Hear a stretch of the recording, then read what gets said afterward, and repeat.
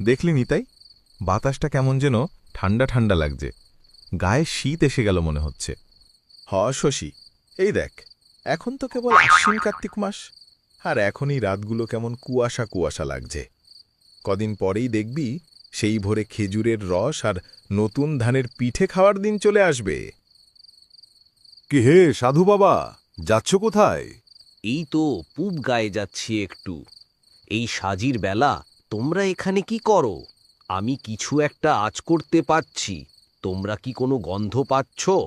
হাঁ সাধু বাবা, ডান দিক থাইকা বাচ্চাদের পাতলা পায়খানার ঘ্রাণ এসে নাকে লাগছে। এই ঘ্রাণ বাচ্চাদের পাতলা পায়খানার নয় রে বাছা, এটা কোনো ঘ্রাণ নয় রে পাগলা, এটা পচা দুর্গন্ধ। এটা 1000 বছরের পুরনো কষা পায়খানার পচা দুর্গন্ধ। কি কয় বাবা, কিছু খাইছেন নাকি? এই গ্রামের বয়স হয়নি 1000 বছর।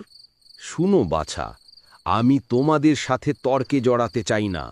নিজেদের ভালো চাইলে এখুনি বাড়ি ফিরে যাও।